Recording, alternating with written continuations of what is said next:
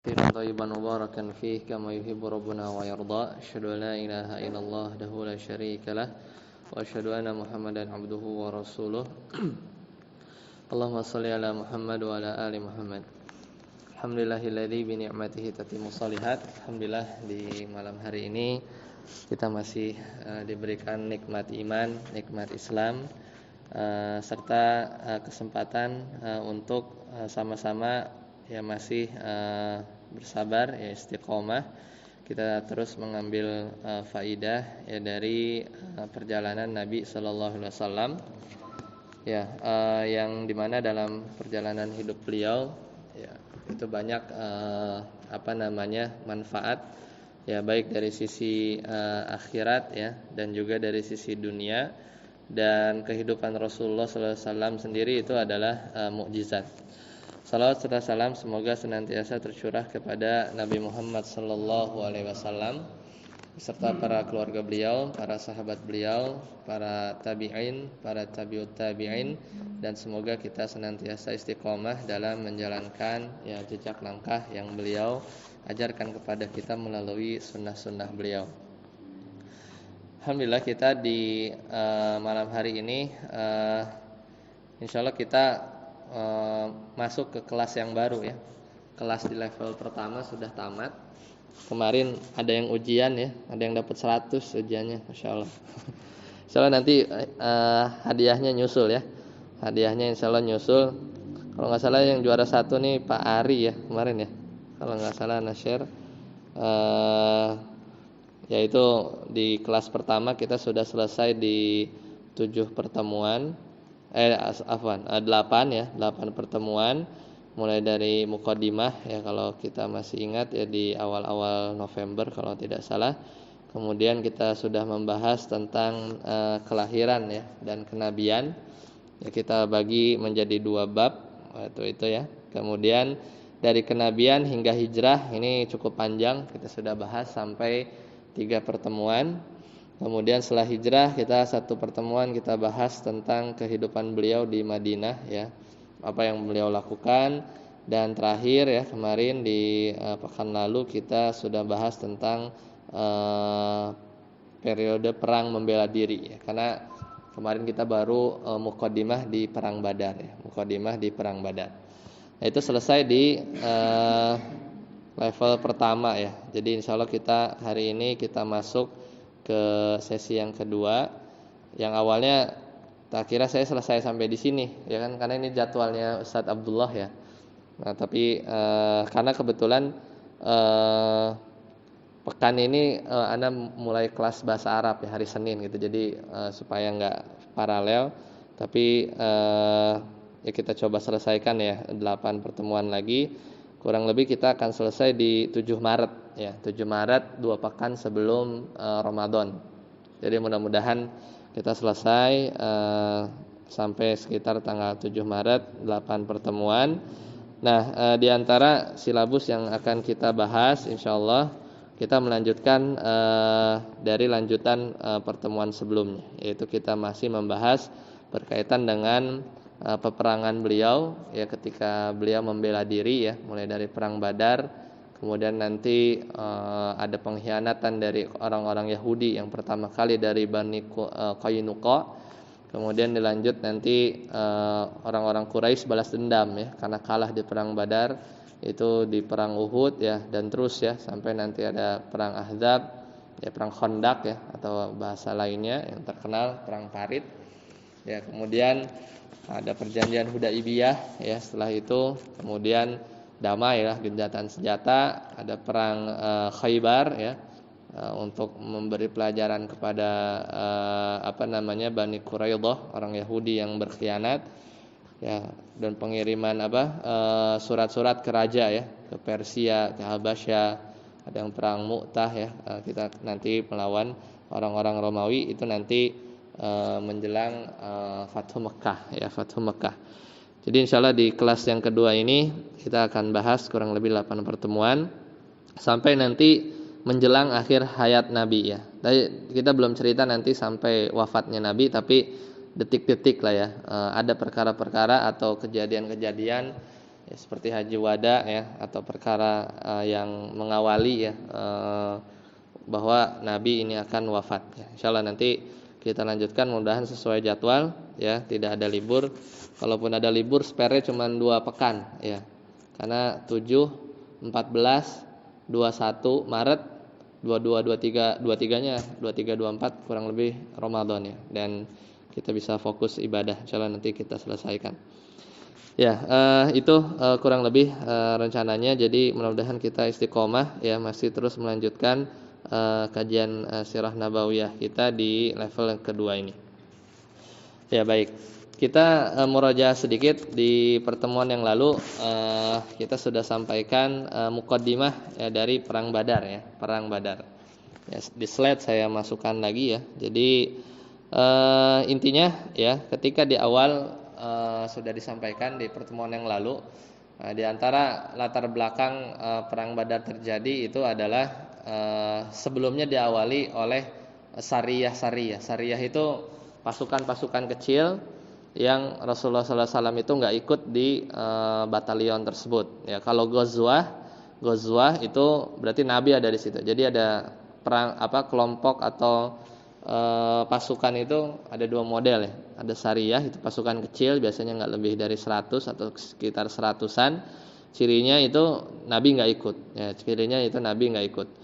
Kalau adapun Ghazwah itu biasanya lebih besar daripada sariyah, yaitu di mana di sana Nabi ikut ya dalam rombongan pasukan tersebut. Nah, dari muqaddimah yang sudah disampaikan di pertemuan yang lalu, jadi awalnya niat awal adalah Nabi ingin menghadang ya, dan para sahabat kafilah dagangnya Abu Sufyan. Dan sekali lagi Abu Sufyan ini adalah penerusnya Abu Jahal ya, penerusnya Abu Jahal setelah Abu Jahal nanti ya, Abu Jahal kan masih hidup ketika perang Badar ya. Nanti setelah Abu Jahal wafat di perang Badar, itu Abu Sufyan ini yang akan menjadi ya gembong selanjutnya ya, dari kalangan kafir Quraisy ya, di mana beliau juga jago berperang. Nah, ketika Rasulullah SAW ya mulai mengirim mata-mata ya untuk mencari keberadaan di mana kafilah dagangnya Abu Sufyan, yaitu ini menunjukkan bahwa Nabi nggak tahu ya di mana posisinya. Jadi beliau coba cari ya.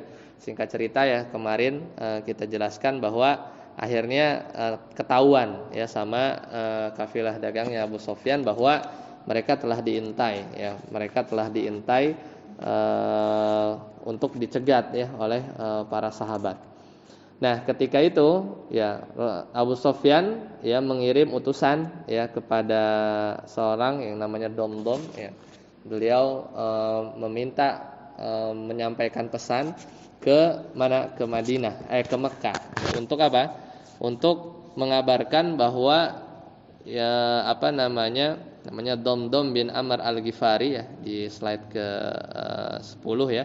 Jadi untuk menemui orang-orang Quraisy bahwa kondisinya darurat ya, maka dia dengan untanya dia berangkat dari Madinah ke Mekah ya, dan setelah sampai di sana ya, dia biasa ya orang-orang ketika menyampaikan pengumuman dan itu kondisinya genting ya, biasanya dia memotong hidung untanya dan berkata, wahai orang-orang Quraisy ya, harta kalian ya bersama Abu Sufyan. Ini kan utusannya Abu Sufyan. Dan harta kalian ini terancam ya oleh Nabi Muhammad SAW dan para sahabatnya ya. Maka ya aku lihat kalian tidak akan memperoleh, ya maksudnya hampir-hampir mau diambil gitu kan. Maka darurat tolonglah. Ini sebagaimana diriwayatkan dalam Sirah Ibnu Hisham. Ya. Jadi setelah sampai seperti kabar tersebut ya, orang-orang kafir Quraisy dari kalangan mereka yang dipimpin oleh Abu Jahal ya akhirnya berangkat ya untuk menyelamatkan harta mereka. Di awal seperti itu. Kurang lebih di sekitar 1.300, tapi di perjalanan ada yang pulang. Ya, kemudian dalam perjalanan tersebut ya, semisal orang-orang dari kalangan Bani Hashim ya, pamannya Nabi misalnya Abbas ya dan seterusnya, itu sebenarnya enggan keluar Madinah, enggan keluar Mekah ya, karena ya dia tahu bahwa ini akan memerangi saudaranya sendiri yaitu Nabi Muhammad SAW. Ya, tapi karena Abu Jahal ini pandai dalam memprovokasi orang-orang Quraisy, akhirnya mereka keluar juga. Ya, dan di saat yang bersamaan ya kan tersebar isu di Mekah bahwa bibinya Rasulullah SAW itu bermimpi ya bahwa akan terjadi sesuatu malapetaka besar ya yang akan menimpa kaum Quraisy. Dan ini kan sempat diejek oleh Abu Jahal. Ejekannya itu kemarin kita ceritakan bahwa apakah nggak cukup ya seorang nabi itu dari kalangan laki-laki saja. Maksudnya ini bibinya nabi ya kok kayak ngeramal gitu bahwa nanti Quraisy akan terjadi tertimpa pada mereka malapetaka gitu ya. Dan akhirnya benar setelah hitungan hari ketiga akhirnya datang dom-dom tadi ya, mengabarkan berita yang dengan berita tersebut akhirnya orang-orang gembong-gembong kafir Quraisy keluar Mekah meninggalkan hartanya menuju ke mana? Menuju ke tempat kebinasaannya, itu adalah di lembah Badar. Ya, itu benar ya. Jadi memang ada isyarat bahwa mereka akan binasa di Badar. Ya, tengah perjalanan ya akhirnya di sisi lain Abu Sufyan itu berhasil lolos. Jadi setelah tahu ada mata-mata dan Abu Sufyan melihat bahwa ada kotoran-kotoran unta, di mana kotoran unta tersebut di situ ada biji korma Madinah. Abu Sufyan tahu, berarti ini ada mata-mata dari kalangan kaum muslimin. Akhirnya Abu Sufyan belok ya, ambil jalan lewat pesisir dan akhirnya berhasil. Nah, setelah berhasil ya karena jangan sampai orang Quraisy datang gitu ya, maka kirim lagi utusan ya ke orang-orang Quraisy menyatakan bahwa kami sudah selamat, kalian pulang gitu kan, kalian pulang. Dan pesan ini diterima oleh Abu Jahal dan kawan-kawannya, tapi dengan sombongnya mereka bilang bahwa enggak ya, kita enggak akan pulang. Ya, kita enggak akan pulang sampai kita ke Badar. Jadi udah disuruh pulang sama Abu Sufyan, nggak usah perang, karena kan tujuan awalnya adalah menyelamatkan harta orang-orang Quraisy yang dibawa berdagang ya, atau hasil keuntungan berdagang dari Syam ya oleh Abu Sufyan, dan Abu Sufyan sudah selamat ya, maka pulang aja ya. Tapi karena udah kadung semangat ya, udah pakai baju perang, ingin menghabisi Nabi Muhammad SAW ya, dengan padahal mereka akhirnya menuju kebinasaan mereka ya. Akhirnya kayak semisal Abbas itu mau pulang ya, dari kalangan Bani Hashim mau pulang, tapi akhirnya Abu Jahal dengan sekali lagi dia pandai memprovokasi kaumnya, maka kita lanjut terus ya. Maka kita nggak akan pulang ya sampai di Badar. Ngapain di Badar? Ya kita di situ pesta ya.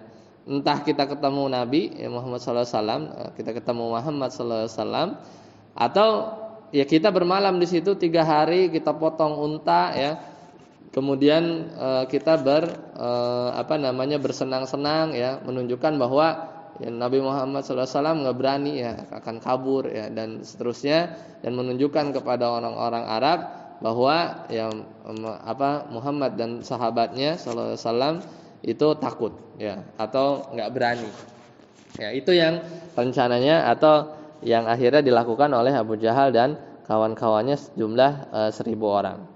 Nah, di sisi lain ya, kemarin kita juga sudah sampaikan bahwa Nabi Muhammad SAW dan para sahabat itu sebenarnya menginginkan adalah kafilahnya Abu Sufyan ya, bukan Abu Jahal dan kawan-kawannya, karena mereka keluar itu dengan persenjataan yang secukupnya dan juga tidak banyak-banyak ya.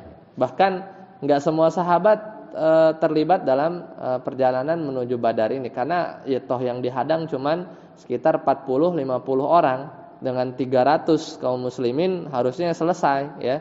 Cuman kafilah dagang ya, cuman hanya beberapa orang saja yang punya senjata, harusnya dengan mudah. Dan saat itu Nabi Muhammad SAW belum tahu keberadaan apa yang akan dihadapi ke depan. Tapi Nabi Muhammad SAW dijanjikan oleh Allah akan mendapatkan kemenangan salah satu dari dua kelompok ini. Jadi either dia dapat mengalahkan Abu Jahal atau mendapatkan kafilah dagangnya Abu Sufyan. Itu aja yang ketika itu wahyu turun, Allah menjanjikan kemenangan salah satu dari dua. Tapi nggak tahu yang mana. Dan yang diinginkan para sahabat tentunya adalah kafilah dagang Abu Sufyan karena lebih mudah. Jumlah lebih sedikit gitu kan, ya tinggal nggak perlu waktu lama, effort yang tidak besar, ya dan dapat harta juga. Kalau Abu Jahal dan teman-temannya ya tidak sebanyak yang dibawa oleh Abu Sufyan. Ya meskipun nanti ada ghanimah yang diambil, Ya akhirnya mereka mulai maju ke arah Badar ya, dengan harapan para sahabat itu bertemu dengan kafilah Abu Sufyan. Ya akhirnya dari kalangan kaum muslimin itu sempat menawan seorang budak milik orang-orang Quraisy. Ketika itu budaknya ketangkep sama Ali bin Abi Thalib. Ya, dia sedang mencari air. Dan akhirnya ditanya oleh Ali bin Abi Thalib dan para sahabat tentang apa yang ada di arah Mekah gitu ya. Akhirnya budak ini dengan lantangnya dia bilang bahwa ya di belakang Abu Jahal dan para sahabatnya telah datang. Mereka dengan jumlah yang banyak. Pukulannya sangat keras, maksudnya itu senjatanya lengkap, gitu kan. Kemudian tidak ada kekuatan pun atau kehebatan pun, melainkan ya mereka ya memiliki hal tersebut. Ya maksudnya mereka tuh full power gitu ya untuk siap-siap berperang gitu. Dan jawaban ini nggak mau didengar oleh para sahabat karena Ali bin Abi Thalib dan para sahabat yang ketika itu menawan budak tersebut inginnya tuh jawabannya kafilah Abu Sufyan ada di sana gitu ya, bukan mau jawaban Abu Jahal yang sudah siap dengan pasukannya datang dari arah Mekah. Itu bukan jawaban yang diinginkan. Akhirnya dibawa ke Nabi. Ya Nabi ketika itu sedang sholat dan akhirnya Rasulullah SAW ya berkata ya bahwa karena setiap dijawab bahwa Abu Jahal sudah siap dengan pasukannya, ini kan istilahnya bikin takut kaum muslimin ya, dan ini mereka nggak suka para sahabat, akhirnya dipukul gitu ya. Dan kata Nabi kepada Ali bin Abi Thalib ya dan para sahabat yang menawan hamba sahaya tadi, sesungguhnya engkau memukul budak tersebut ketika dia berkata jujur, tapi kalau berkata bohong kamu nggak pukul. Maksudnya ya itu tadi, para sahabat itu inginnya jawabannya tuh bukan yang kayak yang dijawab jujur oleh hamba sahaya tersebut. Akhirnya ketangkep dua orang ini dan ditanya sama Nabi berapa jumlah mereka. Nah, ini diantara persiapan atau seorang panglima atau melihat kondisi gitu ya. Karena berperang itu perlu strategi. Akhirnya ditanya berapa jumlah mereka. Hamba saya ini nggak mau jawab, dan akhirnya ditanya oleh Nabi berapa sesembelihan yang mereka sembelih dalam satu hari. Ya, maka dijawab 10 ekor unta. Ya. Oh, kalau sehari 10 berarti kira-kira jumlah mereka 1.000 karena padanannya itu 10 ekor unta ini bisa ngasih makan itu 100 ya, berarti 100 kali 10 kurang lebih 1.000, dan benar jumlahnya sekitar 1.000 ya. Akhirnya di sini baru masuk ya itu murojaah yang kemarin. Nah, sekarang kita masuk ya, akhirnya ketemulah ya sudah berhadap-hadapan. Jadi kalau lihat di slide, jadi terjadinya itu di bulan puasa ya. Dan waktu itu tanggal 17 Ramadan di tahun 2 Hijriah ya. Jadi Badar itu letaknya sekitar 115 kilo ya dari Madinah. Jadi memang enggak jauh. Jadi kalau dari Mekah itu sekitar 310 Jadi lebih panjang perjalanan orang-orang kafir Quraisy ya ke arah Badar ya. Jadi mereka sudah keluar sekitar 310. Nah, jumlahnya kaum muslimin ya ketika itu enggak imbang ya, itu sekitar 310 atau sampai 319. Dan mayoritasnya itu adalah kaum Ansor ya. Sekitar 200-an sekian ya, 240-an sekian itu kaum Ansor yang sebenarnya enggak ikut-ikutan ya, enggak punya urusan sama orang-orang kafir Quraisy ya, tapi yang punya urusan itu adalah siapa? Orang-orang kaum Muhajirin yang ketika itu jumlahnya hanya sekitar 60-an sekian. Ya, 60-an sekian. Jadi kurang lebih totalnya 310 ya atau 319. Nah, itu yang dari sisi jumlah kaum muslimin. Kemudian di sisi orang-orang kafir Quraisy jumlahnya 1000. Ya.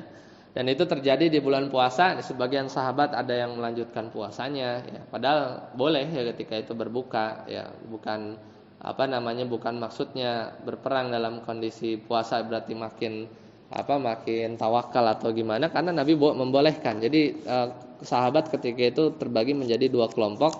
Ada yang masih berpuasa ya, dalam kondisi perang ya. Ada juga yang berbuka ya ketika itu. Jadi karena ya gimana, perang ya ke dalam kondisi puasa ya nanti lemes ya. Makanya para sahabat terbagi dalam dua kelompok. Nah, kemudian akhirnya tiba ya ketika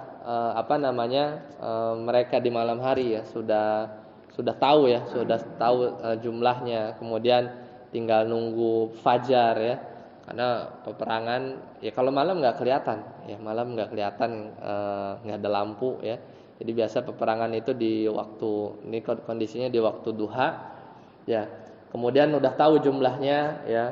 Kemudian ketika malam ya mulai dan musuh sudah di depan ya, Nabi sallallahu alaihi wasallam tidak henti-hentinya berdoa ya. Nabi sallallahu alaihi wasallam tidak tidur, ketika itu tidak tidur, sedangkan para sahabat ya itu dibuat tidur oleh Allah Subhanahu wa taala ya. Dan yang menemani Nabi ketika itu dalam berdoa ya, karena Nabi itu disiapkan satu kemah ya. Ini idenya orang-orang Ansor.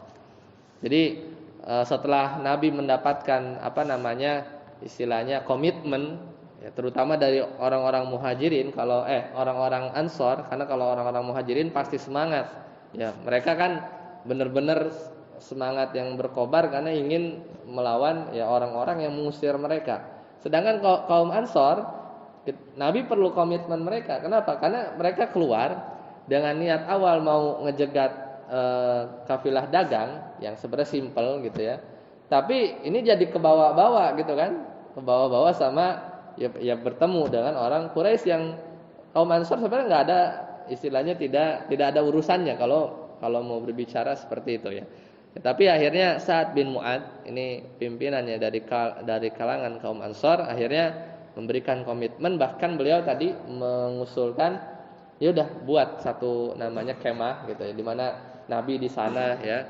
Panglima kadang kalau perang dia maju ke depan ya, kadang di belakang untuk mengawasi melihat strategi dan pergerakan pasukan melawan musuh ya.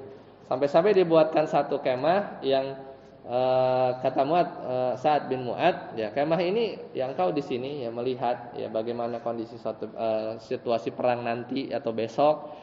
Ya kalau engkau dapati kami kalah gitu ya, maka ya disiapkan juga ya, dalam sebelah kemahnya itu satu kuda ya satu kendaraan untuk Nabi Muhammad SAW lari gitu ya, pulang ke Madinah. Dan di Madinah engkau akan bertemu para sahabat yang bisa jadi lebih mencintai engkau daripada kami ya. Atau kalau engkau dapati pilihannya cuma satu. Jadi saking para sahabat itu istilahnya sudah bisa saja menang, tapi pilihan yang paling mungkin itu ya kalah. Dan kalau kita kalah, maka Nabi silakan lari gitu ya ke Madinah dan bertemu para sahabat yang lain yang bisa jadi mereka lebih cinta daripada kami gitu ya. Jadi sampai seperti itu skenarionya. Jadi skenario awalnya itu kemungkinannya itu lebih besar kemungkinan kalah karena jumlahnya banyak. Ya, tapi faktanya nanti kaum muslimin menang. Nah, sampai seperti itu dibuatkan, dan ketika di malam hari tiba, para sahabat dibuat tidur, dan ini adalah nikmat yang Allah berikan, ya, sehingga orang-orang dari para sahabat itu fit ya ketika besok ya mereka bertemu dengan musuh ketika itu. Dan yang salah satunya lagi yang tidak tidur adalah Ali bin Abi Thalib. Di sebagian riwayat beliau tidur ya, kemudian beliau bangun ya, dan masih melihat Rasulullah SAW sujud ya, masih sujud, masih berdoa. Ini adalah doa yang paling benar-benar sungguh-sungguh ya, karena Rasulullah SAW tahu ya, sampai berdoanya itu dalam tanda kutip terkesan maksa ya, kurang lebih secara makna ya, kalau ya Allah, kalau Engkau tidak tolong atau menangkan kami ya dalam peperangan ini, maka Engkau tidak akan disembah gitu ya. Sampai bahasanya seperti itu ya dalam satu riwayat yang isi doa Nabi kepada Allah di malam itu. Jadi ya meskipun Nabi dijanjikan ya kemenangan ya, bahkan nanti akan ditolong oleh para malaikat yang ikut juga berperang. Tapi ini menunjukkan bahwa ya di sisi lain ya doa ya, terus munajatkan oleh Nabi ya, orang yang terbaik dari umat ini, kemudian juga mengatur strategi peperangan. Di antara strateginya adalah mengambil posisi di mana Badar itu kan isinya kumpulan sumur-sumur ya, dan kaum muslimin itu punya atau mengambil posisi ya di mana sumur-sumur di Badar itu dikuasai. Jadi sumber air ya itu lebih mudah. Jadi kalau sedang berperang gitu ya, harus perlu logistik, itu lebih mudah. Dan ini bukti bahwa Nabi tahu ya, paham strategi tersebut ya. Kemudian doanya ditemani oleh Abu Bakar. Ini juga isyarat bahwa Abu Bakar adalah orang yang mulia setelah Nabi ya. Beliau yang menemani Nabi hijrah, kemudian yang menemani dalam satu kemah. Sampai Abu Bakar itu bilang cukup ya Nabi Allah, doanya udah cukup gitu ya. Maksudnya insya Allah Allah akan menolong kita gitu ya. Jadi sampai saking terus menerus Nabi berdoa ya untuk berharap kemenangan dalam peperangan ini, karena tahu musuhnya ini bukan lagi kafilah dagang, tapi pasukan full power ya dari orang-orang kafir Quraisy ketika itu. Ya. Akhirnya tibalah di keesokan harinya ya, di hari Jumat ya. Jadi di antara doa Nabi ya saya bacakan ya, Allahumma hadhihi Quraisy qad aqbalat bi khuyalaiha ya. Ya Allah, inilah kaum Quraisy ya yang datang dengan khuyalaiha, dengan segala kesombongannya. Jadi kan mereka yakin akan menang 1000 lawan 300. Wa fahizha tuhaddika wa tukadzibu rasulah. Dia datang untuk memerangi engkau, maksudnya Allah, dan mendustakan rasulmu. Allahumma fansurka alladzi wa'adtani, Allahumma ahinhumul ghadah ya. Maka ya Allah, tunaikanlah janji ya, karena Allah menjanjikan kepada Nabi kemenangan, cuman belum tahu kemenangan yang mana ya, apakah kelompoknya Abu Jahal atau kafilah dagang ya. Kemudian ya Allah, kalahkan mereka esok hari ya. Jadi akhirnya ya di pagi hari datang ya, kemudian di waktu duha ya mereka bertempur. Dan dari kalangan kaum musyrikin itu terbunuh sekitar 70 orang. Ya, 70 orang, kemudian 70 orang tertawan. Jadi 70 wafat ya, meninggal ya dari kalangan kaum musyrikin, kemudian 70 tertawan. Dan ini 70 orang tertawan ini ya dibawa ke Madinah ya. Dan di situ nanti ada syariat bagaimana syariat Islam berhukum ya terkait tawanan perang. Ya, kurang lebih ada 3 nanti. Jadi ada yang dibebaskan dengan tanpa tebusan, ada yang dibebaskan tapi dengan tebusan, ada yang dibunuh ya. Kemudian ada yang dijadikan budak. Adapun dari kaum muslimin maka yang gugur sekitar 14 orang. Jumlahnya tidak sebanding ya. Tidak sebanding. Intinya ya singkat cerita di perang Badar ini Rasulullah sallallahu alaihi wasallam mendapatkan kemenangan ya setelah Allah juga datangkan malaikat Jibril ya. Terlihat kuda-kuda mereka gitu ya. Bahkan oleh orang-orang kafir Quraisy sendiri. Salah satunya adalah pengakuan dari seorang kafir Quraisy yang ketika itu dia ditawan. Ya, ceritanya ditawan oleh seorang muslim. Ketika itu sampai di Madinah, orang musyrik ini bilang, "Oh, yang nawan saya bukan dia, maksudnya bukan sahabat." Kata sahabat ini, "Yang nawan saya." Ya enggak, yang nawan tuh bajunya putih gitu ya, naik kuda. Maksudnya mungkin dia ketangkep sama malaikat tapi yang didapat sama sahabat ya seolah dia yang menawan dia. Jadi dia dibawa sama sahabat ya sebagai tawanannya gitu kan. Karena kan kalau tawanan nanti ya bisa dipilih tadi entah ditebus atau yang lain, tapi orang musyrik ini mengingkari bahwa yang menawan itu sahabat ini.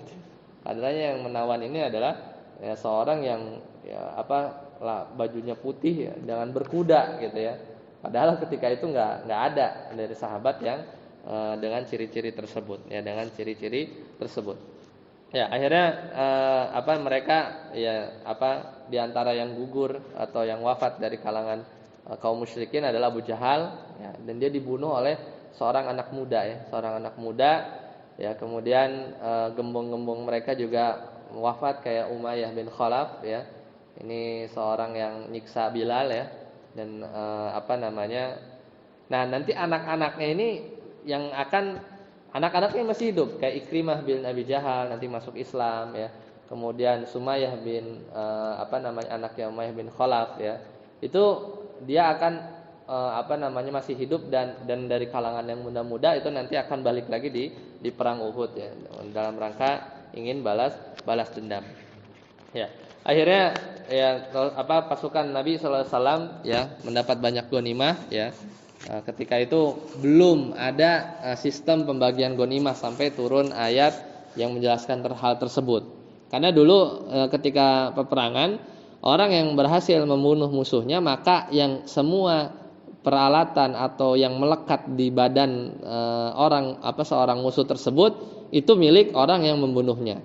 Awalnya begitu. Jadi kalau orang dia duel ya sama musuh, kemudian musuh itu dia wafat, meninggal, maka baju besinya, pedang atau harta yang dia bawa itu menjadi milik orang yang membunuhnya. Ya, menjadi milik orang yang membunuhnya. Awalnya seperti itu, tapi ketika di perang Badar maka waktu itu belum ada pembagian cara-cara dari syariat Islam turun, maka setelah turun itu semua ghanimah dikumpulkan.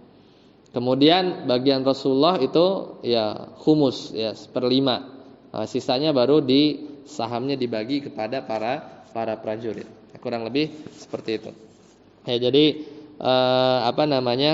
di antara hasilnya ya perang Badar ya lebih baik ya, pendapatnya lebih baik ya. Kemudian banyak maksudnya lebih baik daripada kafilah dagang, kemudian terangkat ya status kaum muslimin ya, bisa mengalahkan 1000 orang, kemudian membuat orang-orang kafir Quraisy itu jatuh pada titik yang rendah ya, bahkan ketika mereka pulang itu ya kan ditanya gimana, menang apa enggak gitu kan sama mungkin anak dan istrinya atau orang-orang yang menunggu kabar di Mekah ya, mereka pulang dengan tertunduk malu ya. Dan saking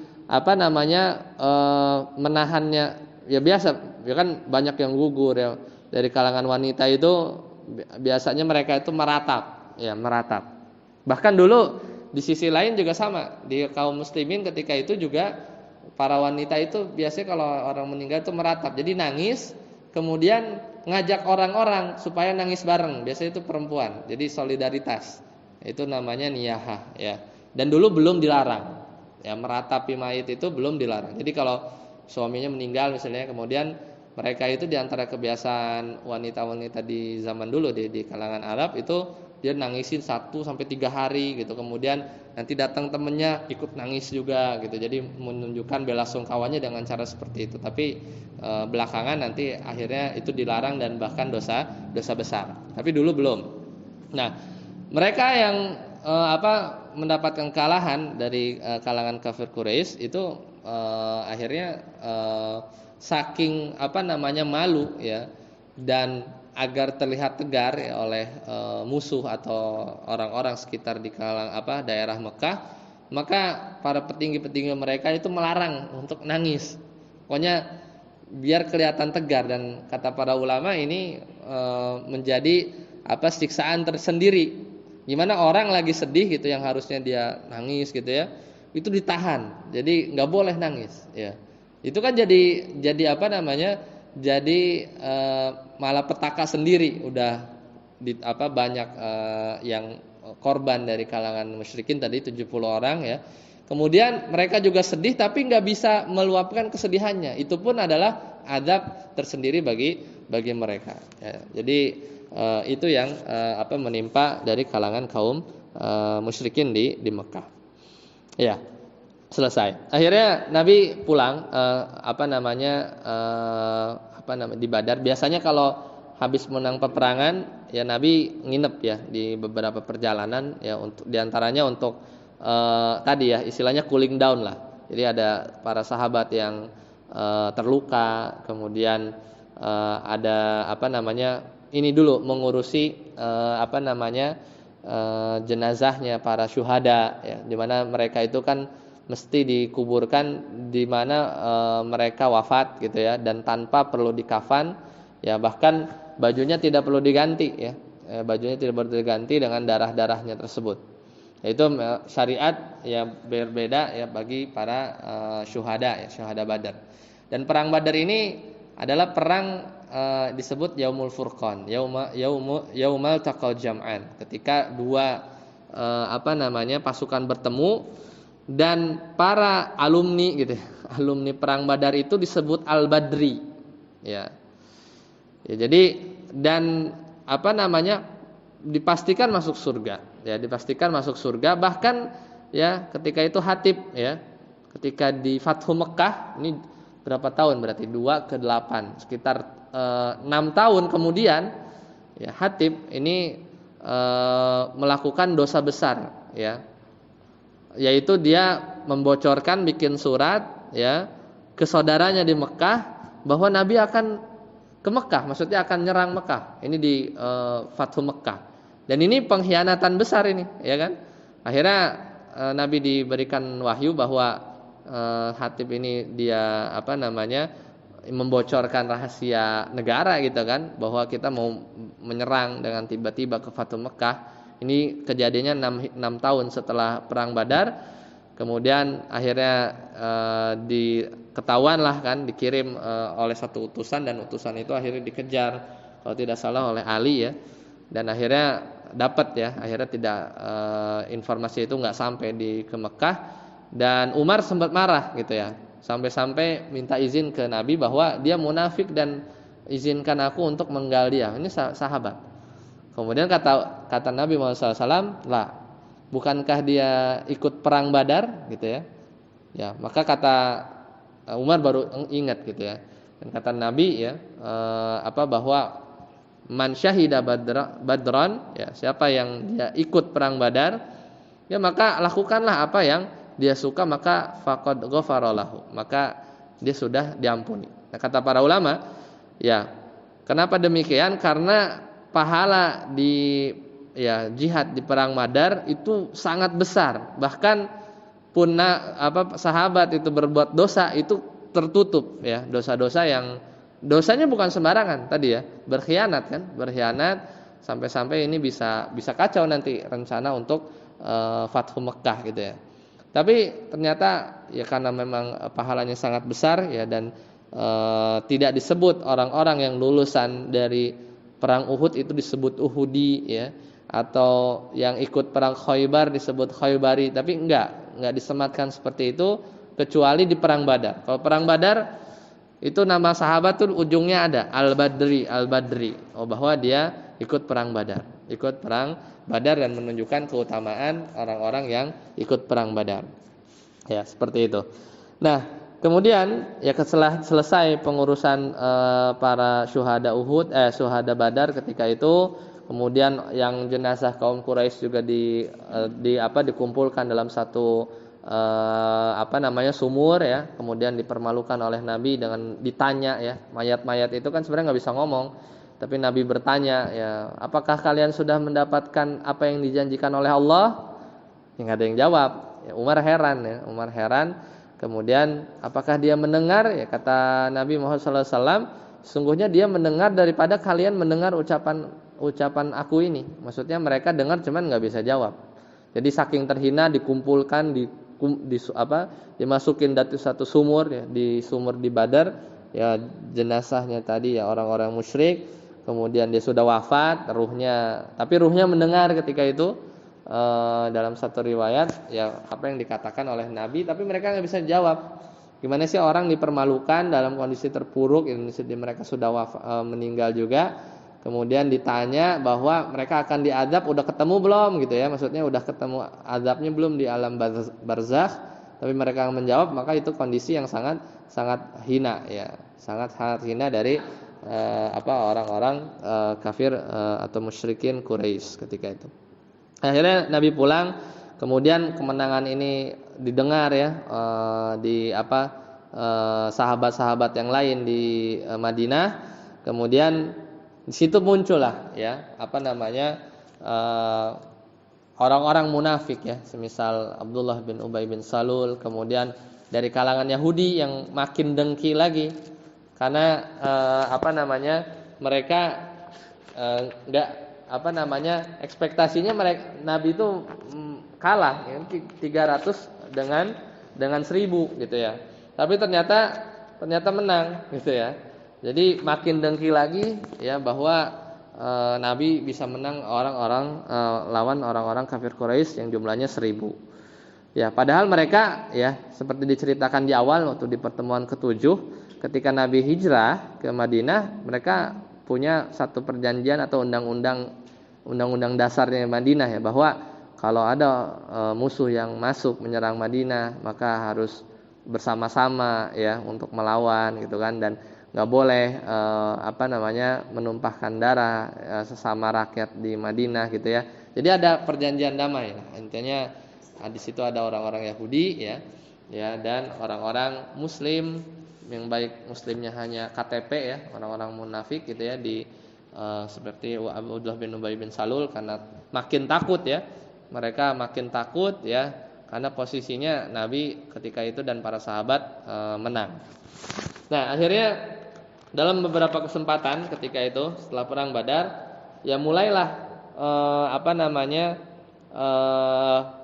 wataknya orang Yahudinya kelihatan. Jadi Yahudi itu di Madinah ada 3, yaitu Bani Nadir, Bani Qainuqa. Dan ini Bani Qainuqa ini adalah suku Yahudi yang paling pertama berkhianat. Akhirnya nanti diusir. Ya. Nanti nyusul Bani Nadir. Kemudian satu lagi Bani Quraidah. Nah, jadi tiga suku ini tadi ya. Jadi kan kalau masih ingat pelajaran sebelumnya di pelajaran ke-7 ke-8, di Madinah itu suku Ansor ada 2, suku Aus ya dan suku Khazraj ya. Dan ini sering berantem. Sebenarnya tuh dia adu domba sama orang Yahudi, karena orang Yahudi itu jualan pedang, jualan senjata lah gitu. Dan konsumennya ya ini ya, orang-orang Ansor yang dulu perang saudara gitu kan, jadi laku dagangannya. Nah, dari 3 bani ini, Bani Nadir, Bani Qainuqa, dia dari kalangan atau sekutunya itu suku Aus ya. Adapun Bani Quraidah ya, ini suku Khazraj. Ya, jadi punya sekutu lah. Meskipun ya sesama Yahudi ya mereka saling bekerja sama, tapi dari sekutu peperangan dari zaman dulu ya. Mereka itu berperang sampai 120 tahun ya. Dia punya sekutu seperti itu. Nah, Bani Nadir dan Bani Qainuqa ini sekutunya tadi Abdullah bin Ubay bin Salul.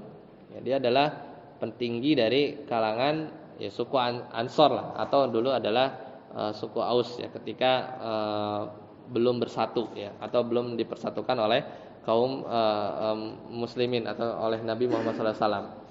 Nah, akhirnya dari 3 suku di Yahudi ini, yang paling menunjukkan kedengkian dan permusuhannya adalah Bani Qainuqa. Ya, Bani Qainuqa, dan ini dipicu oleh satu peristiwa ya. Ikhtilaf para ulama, ada yang bilang penyebab akhirnya Nabi memerangi mereka ini, Bani Qainuqa, salah satu dari 3 Yahudi yang hidup di Madinah, itu adalah dengan sebab memang gara-gara orang Yahudinya nih emang ngeselin. Dia tuh jadi ada seorang muslimah ketika itu sudah orang-orang kaum muslimah itu menggunakan jilbab ya, menutup muka-muka mereka gitu ya. Dan muslimah ini dia datang ke pasar, dia ingin mereparasi perhiasannya gitu ya, disepuh atau yang demikian. Kemudian ya ada sekelompok orang-orang Yahudi yang dia itu ingin membuka gitu ya, membuka penutup wajahnya dari seorang muslimah ini. Tapi akhirnya nggak mau, dan ternyata dia malah iseng lewat belakang, dia injek itu baju seorang muslimah ini, dan ketika muslimah ini bangun, akhirnya kebuka semua auratnya nampak gitu ya. Dan ini terlihat oleh seorang muslim, entah dari suku Ansor atau Muhajirin. Ya, ketika itu akhirnya ya dihajarlah orang-orang Yahudi ini yang mereka memang mengganggu lebih dulu, dan matilah seorang Yahudi, dan akhirnya seorang muslim ini dikeroyok lagi, dikerok balik oleh orang-orang Yahudi dan wafat. Ya, dan ini dilaporkan kabar ya sampai ke Nabi ya tentang kabar ini, dan membuat Nabi marah. Akhirnya Nabi memerintahkan para sahabat untuk menyerang Bani Qainuqa. Akhirnya mereka kabur ke mana? Ke benteng. Jadi kalau orang Yahudi itu dia punya benteng ya, benteng-benteng yang dia punya benteng-benteng ya, dia buat berlindung ya. Ini nanti juga kejadian di perang Khaybar ya. Khaybar itu sebelah utaranya Madinah ya. Jadi nanti pada akhirnya orang-orang Yahudi itu akan terusir semuanya, ada yang dan mereka beranak pinak lagi di Khaybar. Dan Khaybar ini nanti di perang Khaybar, ini perang paling sulit, paling lama, karena harus nembus 7 benteng ya. Jadi benteng lapis 1 ya, 15 hari, kemudian lapis kedua sampai ke 7 gitu ya. Itu memang peperangan melawan Yahudi itu biasanya alot, karena banyak harus menembus benteng-benteng mereka. Nah, akhirnya mereka diperangi gitu ya. Kemudian sampai 15 hari ya, ditungguin ya sama Nabi dan para sahabat, dan mereka akhirnya menyerah ya. Akhirnya mereka menyerah. Kemudian ya datang sampai berita ini ke Abdullah bin Ubay bin Salul tadi, orang munafik ya. Jadi ini istilahnya barisan sakit hati yang karena Abdullah bin Ubay bin Salul ini tadinya mau jadi pemimpin Madinah, tapi sejak Nabi Muhammad SAW datang, akhirnya malah Nabi yang diangkat, kan jadinya kayak sakit hati kali gitu ya. Nah, akhirnya ketika dengar kabar Bani Qainuqa itu sudah terjebak gitu ya, atau sudah menyerah dan terpojok kondisinya, ya akhirnya Abdullah bin Ubay bin Salul, karena Bani Qainuqa ini sekutu mereka di zaman dulu, ketika perang adalah solidaritas gitu kan. Ya istilahnya lobby yang dilakukan oleh Abdullah bin Ubay bin Salul supaya jangan dibunuh gitu ya. Mereka ini sudah menyerah gitu ya. Akhirnya dia samperin Nabi ya, lebih tua dari Nabi ya. Dia kan istilahnya sepuhnya dari orang-orang Madinah ketika itu. Ya akhirnya melobi Nabi supaya tidak membunuh mereka gitu ya, sampai Nabi balik muka gitu ya. Nabi nggak mau dengerin ya, dan sampai 3 kali, tapi Abdullah bin Ubay bin Salul tetap maksa, dan akhirnya mereka tidak jadi dibunuh ya. Tapi dengan syarat mereka harus diusir ya, dan suruh tinggal jauh-jauh dari kota Madinah ya. Jadi ini akhirnya Dan syaratnya ketika mereka pergi, dia hanya cuman boleh bawa perbendaharaan yang mereka miliki itu satu buntelan onta lah. Nggak boleh bawa pergi banyak-banyak. Jadi sisanya ditinggal di benteng mereka. Mereka boleh pergi ya, dikasih waktu sama Nabi ya. Ini juga atas ya istilahnya karena dilobi terus oleh Abdullah bin Ubay bin Salul karena merasa itu sekutunya dia di waktu zaman jahiliyah ya, atau dalam peperangan sebelumnya. Maka akhirnya Nabi mengiyakan, dan ini menunjukkan bahwa Nabi juga akhirnya istilahnya mengiyakan keinginannya Abdullah bin Ubay bin Salul ya, karena dia secara zahir menampakkan keislamannya, tapi secara hatinya Nabi tahu tapi memperlakukannya sebagaimana orang-orang muslim. Akhirnya mereka pergi ya dari Bani Qainuqa ini keluar ya. Akhirnya mereka menetap di Khaybar ya. Yang nanti 6 tahun kemudian itu juga akan di bumi hanguskan juga ya. Nah itu satu kisah ya apa yang terjadi ya, dari kalangan atau pengkhianatan yang dilakukan oleh orang-orang Yahudi.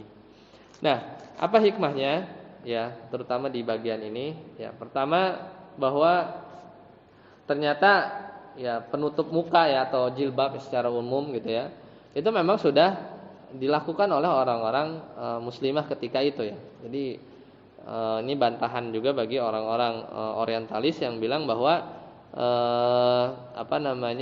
pakaian muslimah ya, jilbab dan seterusnya itu adalah dari budaya Arab ya.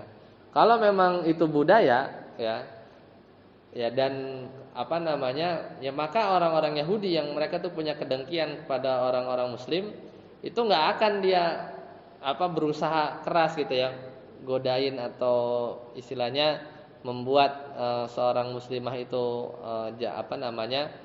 terganggu perasaannya, kecuali memang itu adalah syariat Islam. Karena orang Yahudi ini dia ingin ya, dalam kisahnya tadi, dia ingin mempermalukan ya satu bagian di mana itu adalah ya melukai perasaan keimanannya dari seorang muslimah tadi. Itu gimana auratnya terbuka gitu kan.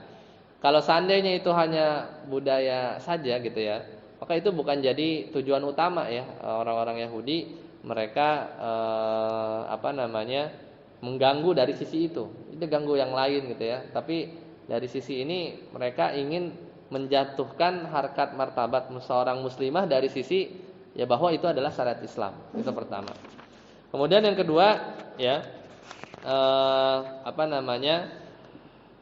pengkhianatan Yahudi ya dari Bani Qainuqa ini isyarat nanti disusul ya sama Bani Nadir ya. Kalau yang lebih mending itu enggak lebih mending sih. Nanti yang terakhir itu Bani Quraidah, itu sebenarnya dia mau berdamai sama Nabi tapi akhirnya terprovokasi, nanti kelak di perang Khandaq akhirnya dia berkhianat kepada Nabi dan malah dia lebih parah hukumannya, dibunuh. Kalau dua suku Yahudi tadi Bani Nadir dan Bani Qainuqa itu hukumannya cuma diusir. Tapi kalau nanti nih ada terakhir nih, dia sebenarnya pengen baik-baik aja sama Nabi. Cuman karena terpengaruh ya sama diprovokasi oleh Huyai bin Akhtab. Ini bapaknya Sofiyah. Sofiyah ini nanti akan jadi istri Nabi, ini dari kalangan Yahudi. Itu memprovokasi Bani Quraidah ketika nanti perang Khandaq itu supaya membelot gitu ya. Karena kondisinya kan Madinah itu dikepung ya dari arah Khandaq gitu ya. Sedangkan Bani Quraidah itu ada di dalam. Akhirnya mereka berkhianat, pengen nyerang Nabi. Jadi dari depan itu ada 10.000 pasukan, tapi dihadang sama Khandaq nanti di tahun ke-6 Hijriah. Di belakang ada orang-orang Bani Quraidah yang memang tinggal di Madinah. Ya dia sebenarnya diam aja atau membantu harusnya ya, karena mereka kan Madinah dikepung. Tapi dia terprovokasi dan akhirnya malah menyerang. Jadi kan Nabi terhimpit ketika itu. Maka hukumannya itu lebih besar. Bukan diusir lagi tapi disikat habis ya, disikat habis mereka. Ini Bani Quraidah. Padahal sebenarnya dia tuh baik-baik aja di awal. Adapun Bani Nadir sama Bani Qainuqa ini dua-duanya tadi diusir dan bawa perbekalan segembolan onta gitu ya. Nah, jadi kedengkian ya Bani Qainuqa orang Yahudi itu mulai muncul ya. Sampai dia bilang kemenangan di perang Badar kemarin-kemarin itu mah ya wajar. Kenapa? Karena Nabi Muhammad dan para sahabat sallallahu alaihi wasallam itu mereka berperang dengan orang yang nggak bisa perang. Jadi kata orang-orang Yahudi, agorrakum an asabtum rahtan min Quraisyin. Janganlah kamu senang dulu atau tertipu ya dengan kemenangan terhadap Quraisy ya. La ilma lahum bil qital. Mereka itu orang-orang Quraisy ya, orang-orang kafir Quraisy yang 1000 itu mereka tuh nggak ngerti perang gitu ya. Maksudnya ya itu mah mereka tuh nggak bisa perang. Amma lau asrarna nahnul azimah ya. Sedangkan kalau engkau ya wahai Nabi dan para sahabat, kalau lawannya saya, maksudnya Yahudi, maka kami ini adalah orang-orang yang ngerti perang, ya, ngerti militer, ya. Annastajmi'u alaikum lam yakun lakum yadun ala qitalina. Jadi kalau menang sama orang Quraisy itu mereka nggak bisa perang, itu jangan bangga dulu gitu ya. Tapi kalau menangnya lawan kami, maksudnya orang-orang Yahudi, barulah senang karena kami ini ya orang yang paling ngerti peperangan. Itu sampai mereka bilang seperti itu yang menunjukkan bahwa mereka itu dengki ya, mereka itu dengki. Kemudian faedah yang lain bahwa ya seorang itu nggak boleh dia memberikan wala. Wala itu loyalitas kepada orang-orang non muslim ya. Makanya ketika Abdullah bin Ubay bin Salul dia lobby Nabi gitu ya, orang Yahudi ini jangan dihabisin gitu. Mereka udah nyerah gitu ya. Mereka ini dulu baik nolong kita gitu. Akhirnya turun ayat ya. Turun ayat yang kemarin sempat rame ya.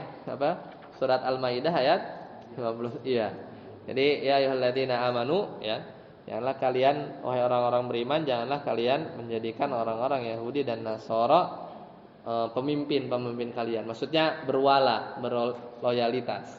Nah, ini turun ya surat Al-Maidah dalam kondisi tersebut ya. Jadi ini juga makin menunjukkan bahwa Abdullah bin Ubay bin Salul itu terlihat jelas kemunafikannya, sebenarnya udah jelas. Cuman karena Nabi menghukumi dia secara zahir, dia seorang muslim, ya maka Nabi nggak bisa buka kondisinya ya. Jadi nanti khawatir ya kalau Nabi mengeksekusi orang-orang munafik, nanti ada tuduhan bahwa Nabi Muhammad SAW itu mereka Nabi membunuh para sahabatnya. Karena kan nggak jelas, samar. Orang munafik ini bersembunyi di balik istilahnya KTP-nya dia gitu ya, bahwa dia seorang muslim. Ya. Selesai ya, mungkin itu dulu yang bisa kita sampaikan ya. Masih ada mungkin kita lanjutkan di pertemuan yang akan datang. Jadi masih ada perang Uhud ya. Jadi perang Uhud ini salah satu latar belakangnya adalah motif balas dendam ya dari anak-anaknya korban yang meninggal di perang Badar dari kalangan kaum musyrikin. Dia menuntut balas ya. Di perang Uhud juga wafat pamannya Nabi yaitu Hamzah ya bin Abdul Muthalib ya. Ya kemudian di situ juga perang Uhud juga dapat pelajaran nanti kita berkaitan dengan ya Nabi di awal menang, kemudian babak kedua kalah ya ketika para rumat, para pemanah itu tidak mematuhi perintah Nabi untuk stay terus ya di Jabal Rumat. Di situ nanti kita lihat pelajaran dan ya peperangan Nabi itu kadang menang, kadang kalah ya. Kalau menang terus keimanan para sahabat nggak teruji nanti ya. Kalau menang terus ya, ini jagoan kadang menang, kadang kalah, dan ini yang diakui oleh Heraklius ya. Ketika dia nanya Abu Sofyan tentang Nabi Muhammad SAW nanti ini di sekitar tahun 7 Hijriah ya, apakah dia dalam peperangan itu sijal ya, dia itu menang kadang kalah ya. Kata Abu Sofyan, iya, kami pernah menang, kami pernah kalah. Abu Sofyan waktu itu masih kafir. Oh iya benar, karena para nabi pun demikian. Nah, kalau menang terus maka nanti nggak seru ceritanya ya, nggak seru ceritanya, dan para sahabat juga tidak ya sedangkan para sahabat itu menginginkan mati syahid gitu ya. Mati syahid di medan perang, entah itu menang atau kalah. Ya, itu saja. Semoga bermanfaat. Saya akhiri sampai sini. Subhanakallahumma bihamdika asyhadu an la ilaha illa anta astaghfiruka wa atubu ilaik. Wassalamualaikum warahmatullahi wabarakatuh.